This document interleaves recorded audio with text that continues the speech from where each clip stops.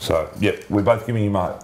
Yeah, definitely, mate. That's yeah, I think so. He's my pick out of the Aussie horses. All right. Number 17's My Quest for Peace. What do we got there? He's $17. Number 17, $17. There you go. What are you doing here? Mate, this is one I was talking to you just before we came on air. And this is the one that I'm really starting to warm to. You can change your mind. I can change my mind. On and off the set as well. He's run the Caulfield Cup. Like, you got to remember, he was up. I know he's behind the pace. I know he got a good run, but he was up with that front pack. And you look at, most of these other horses, they came from off the pace. So, assuming that hasn't taken too much out of him, which I don't think it would have done.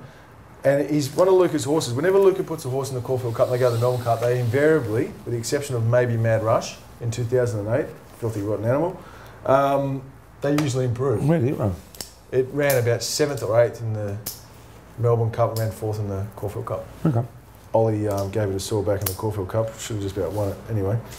I can see if this guy improves again, then there's no reason why he can't be right in the finish. And the thing I like about him, when we were just doing that profile before, is he's got early pace. He's got early toe. If you watch that Caulfield Cup, he takes up a position, and that's a massive thing for these European horses.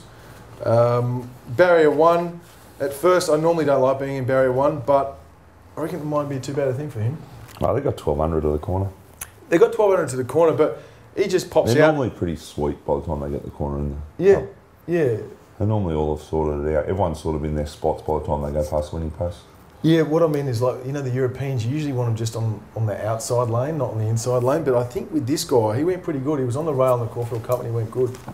I think, along with American Dunadan and Red Cadeau, this is the best of these foreigners.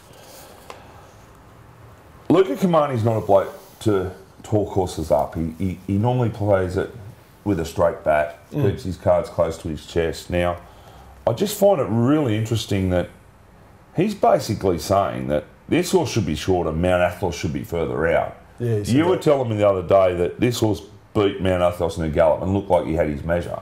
Well, I think that, yeah, he did. He's had a run here. I take your point about the fact that he was an on-pacer that stuck on, and he got exposed in that Caulfield Cup quicker than Brown would have wanted to, because he was going to get put in a pocket and he had to make a move, and then Glencaddam, Gold and Volucci were sucking in the big ones and just disappeared. And he had nothing take him into the straight. He had to do it all himself, and he probably got there, had a look around and thought, how good's this Australian place? I'd love to stay here. Yeah. Right? And, I reckon he's a hope. I reckon he's a hope. He's a massive hope. I reckon he's a dead set hope. So, and he's just got that right profile. He's had that one run. He's down in the weights. He's a 5-year-old. He's had the 12 starts. Like, if you go back and look at all the horses in the Melbourne Cups, that's... I sense he'll beat Mount Athos home. Listen to Commander. I wouldn't be surprised if he did. Yeah. All right. Number 18's Nuwat. He is a $51 chance. Oh, look, he goes better at Flemington than he does at Caulfield, and his run in the Turnbull was good enough. So you could put him in your multis, but he won't be winning the Melbourne Cup, I'm pretty sure of that. I don't reckon he's going any good. I reckon his Turnbull run was only average. Yeah. I reckon it was an average race, and his performance in it was average, and his other four runs have all been average. So, no, he's not going good enough. He's not going anywhere near as good as he was last year for me.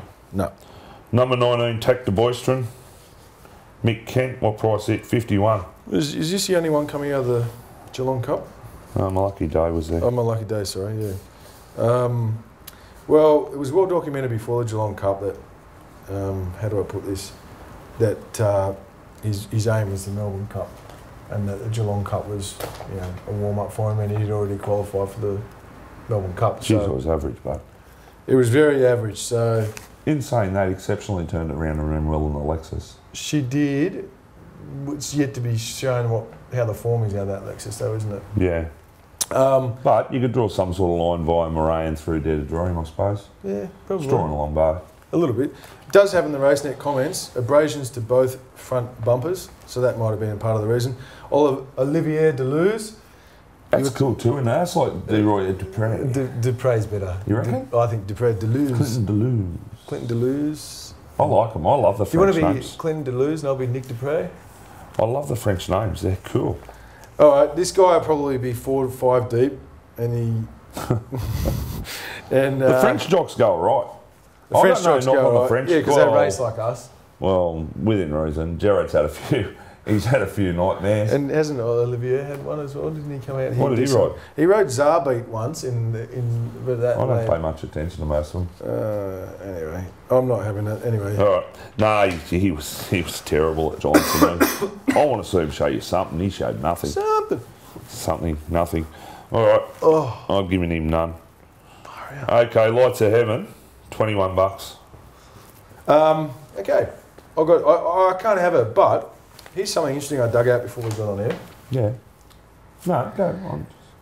The last, so we had Maccabi Diva win 3 in a row. We had Ethereal, Jezebel, and Let's Elope. That's six mares victories, if you like. One of them did it 3 times. Apart from Maccabi Diva's Cox Plate winning year, which was her last Melbourne Cup, the 5 before that all ran in the Caulfield Cup at their previous start. And the point is? And obviously all went well. So if you are going to, I'm just sort of saying, the right profile for a mare is to run in the Caulfield Cup and then into the Melbourne Cup without another run, and only coming through the Caulfield Cup, because 5 of the last 6 mares that have won the Melbourne Cup have run in the Caulfield Cup at their previous start. And 2 starts back, there was nothing wrong with her run there behind Lamaserie and Moraine. I don't think she'll run 3,200 metres. I'm basing that purely just on my own opinion. I really don't have anything to support it. I just don't think she's a 3,200 metre horse. And I think from barrier 17, she's just going to have to do a bit more work than they'd like. I'm with you. Look, she ran great in the Caulfield Cup, but she's not the sort of horse that I want her back in the Melbourne Cup, and I'll probably take her on and leave her out of them exotics as well. Okay. Yeah. Oh, here we go. Number 21. The Great Precedence. Blakey Shin, $101. Yeah, look, I just can't have him. He's like the mascot. He should just lead him out. Yeah, he's third crack in the race, and as a rule, if a horse doesn't go good one year, generally doesn't the next year, apart from, of course, like Brew. Or Terrific. Yeah, I can't have this guy. No. If you get him in the sweep, you're a chance of running last. There you go. Please. Anyway. Yep. Unusual Suspect, number 22. It's $301. Pass. Look, one thing I'll say about this horse, he won't run last. There, that's my tip. He won't run last, even though he's clearly the roughest horse in this race. He's a 9-year-old bull. Should be doing other things. Probably right. But his last run at Moonee Valley wasn't hopeless. He actually worked to the line okay. And I just found it interesting listening to Brad Rawiller and both Mick Kent talk about how he's a real bludger on the track, and he's not fit, and he hadn't done, enough work and the rest of it. And, because he's a bull. I just thought he could probably improve significantly off that. Yep. He's a top 10 hope at best, but... Well, at 3, I wonder what his price is for a top 10. I reckon it'd be good odds. Yeah, I could have something on him in that. There you go. There you go. I'll find that out, actually. All right, I'll just write these prices down for the last 2, and I'll start working on that.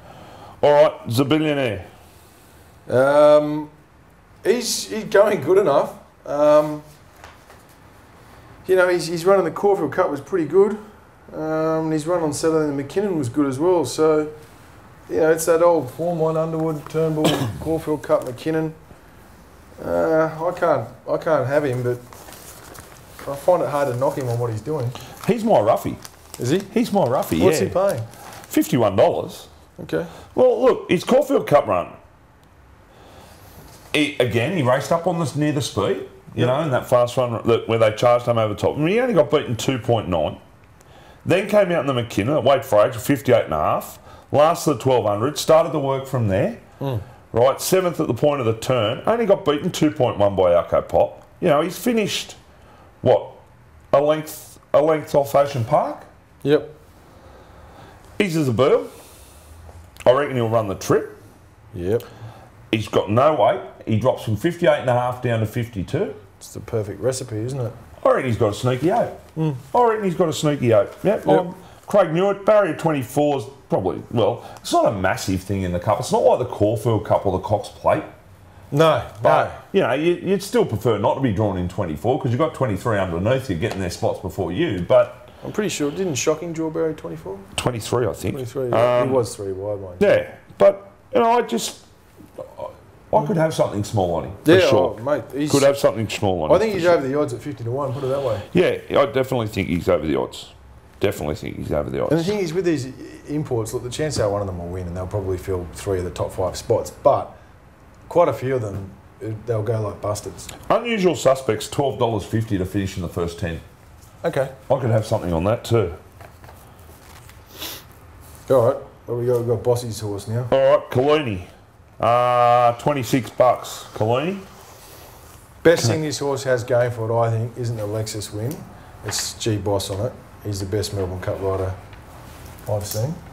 Even when he doesn't win, he's just rides him like a gun. He'll do the same with this horse. I've potted this horse in the Metro. I said there's no way he could win after that hard run, and I think it was the Colin Stephen the week before. He came out and ran second to Glencadam Gold. His run in the Lexus was pretty, you know, it was good enough. And He's tough. I think you nail it when you say he's tough. You know, Yeah. and that's his greatest asset. I wrote a story earlier today on Sunday, and Glenn Boss made that point. It gives you confidence when the horse has to back up 3 days later. The fact that prior to his second last run, he ran 7 days before. He was 3 wide the trip, and he still ran well the following week. So he is tough. He's got a weight pull on everything. I don't think he can win the race. I don't think he can place in the Melbourne Cup for me. I wouldn't have thought so, no. I think he's the kind of horse that would win a few Group 2 staying races, but not the big ones, yeah. All right, so what are we tipping here? What are we tipping on top? I'm tipping My Lucky Day on top. Good on you, yep. What are you tipping? Because Tuesday could be My Lucky Day. Look. Sanagas? No, Sanagas is my roughie. Look, my top 4 are Mount Athos. Hang on, what are you tipping on top? Look, What are you tipping on top? Are you going to let me speak? Well, say it, mate. Well, shut up and I will. Just say it. Christ. I want to do some Bloke work. asks questions and then he just starts talking over you. I've got Mount Athos on top, but I'm worried if it rains, then I won't be having him on top. I've got him from Galileo's Choice, Moraine, and My Quest for Peace. So what are you tipping for second? I just said it, Galileo's Choice. Well, mate, that's why I was talking over the top of you, because I just wanted your top tip. Mount Athos. Thank you. Right, for second, what are you tipping? I said Mount Athos during the preview, Galileo's Choice. All right, you're tipping Galileo's Choice for You second. want me to write it out for you? No, because I want to give them out like this. I can send it to you as an email if you like. Okay, why not? I'm tipping My Quest for Peace to run second. Okay. And for third, Who you got for third? I'm going to take Red Cadeau. Red Cadeau? Yeah. Okay. I've got Moraine for third. And for fourth, My Quest for Peace. Who you got for fourth? Have you got a fourth? For fourth, Moraine and Zabir dead eight. All right. And my roughie's Sanagas. So they're my top 4 and that's my roughie. All right. That's it? Yeah, I think so. All done? Yeah. What else? So, You want to kiss and make up? All right, we're going. We've got work to do. See you later.